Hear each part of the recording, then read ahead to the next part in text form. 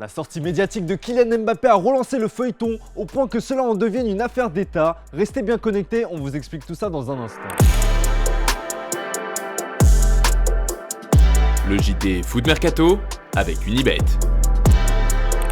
Bonjour à toutes et à tous et bienvenue dans ce nouveau JT Foot Mercato. Le dossier Kylian Mbappé cristallise toutes les attentions. Le président de la République Emmanuel Macron se serait même impliqué personnellement pour convaincre le génie français de rester. Sport le plus populaire au monde, le football revêt d'importants enjeux sur le plan international. D'un point de vue économique, médiatique et parfois aussi politique, Kylian Mbappé répond aujourd'hui à tous ces enjeux. Le joueur de 23 ans fait partie des personnalités les plus influentes dans le monde, de par son image mais aussi et bien évidemment par ses performances sur le terrain. Comme le révèle le journaliste d'investigation Romain Molina, le sujet de sa prolongation est même devenu une affaire d'État tant en France qu'au Qatar. Ces révélations font même la une en Espagne comme le relaye AS sur son site. Il est expliqué qu'Emmanuel Macron tente d'empêcher Kylian Mbappé de quitter Paris pour éviter de perdre le plus grand talent générationnel que possède le football français en ce moment. Au Qatar et avec l'approche du Mondial 2022, l'objectif est bien évidemment de le conserver. Si le rêve de l'émir était de voir son PSG remporter la Ligue des Champions avant cet événement planétaire, le but aujourd'hui est de continuer à pouvoir compter sur celui qui est considéré comme le meilleur joueur du monde actuellement. Mais comme il l'a récemment confié, Kylian Mbappé n'a pas encore pris sa décision. Le suspense reste entier.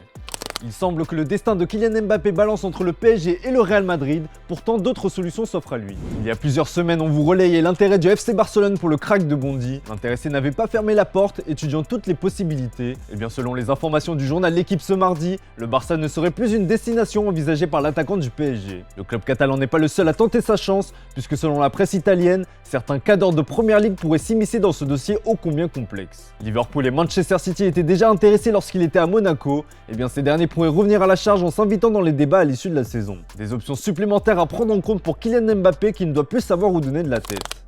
Bon, à part le cas Kylian Mbappé, la grosse actu de ce mardi, c'est bien évidemment le retour de la Ligue des Champions avec un gros quart de finale entre Manchester City et l'Atlético de Madrid ce soir.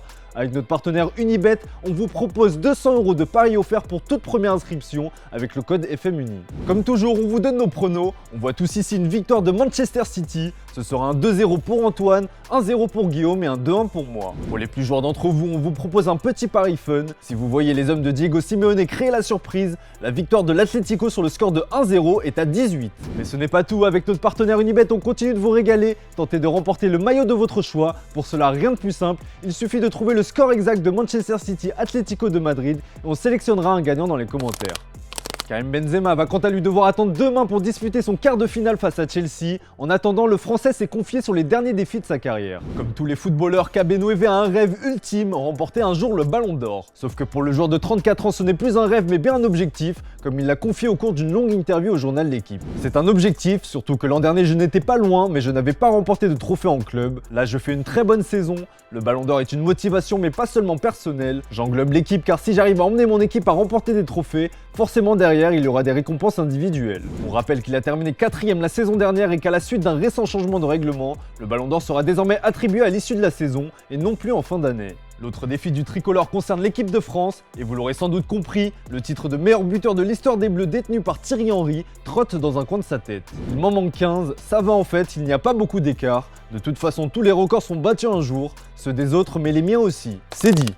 Dans le reste de l'actu, l'histoire d'amour entre Álvaro González et l'Olympique de Marseille est sur le point de toucher à sa fin. Arrivé sur la Canebière en 2019, le défenseur espagnol est immédiatement tombé sous le charme du club phocéen. Titulaire indiscutable à ses débuts, le joueur de 32 ans a depuis été relégué au fin fond de la hiérarchie des défenseurs centraux par Jorge Sampaoli. Il a même été écarté par le tacticien argentin après son refus de quitter le club cet hiver. Retourné en Espagne il y a quelques jours avec l'accord de l'OM, l'intéressé a vu sa situation s'empirer. Selon nos informations, le défenseur central de 32 ans va résilier dans les prochains jours son contrat avec le club phocéen. Les montants de l'opération n'ont pas filtré, mais Marseille va lâcher un très gros chèque pour se débarrasser de son ancien vice-capitaine, qui avait pourtant récemment prolongé jusqu'en 2024. Allez, comme d'habitude, on se quitte avec l'image du jour. Hier, Kylian Mbappé est allé partager une soirée de Ramadan avec Achraf Hakimi, son ami et son coéquipier au PSG. À l'aise dans la communication sur les terrains, il l'est aussi dans le service du thé. Décidément, il sait tout faire ce kiki.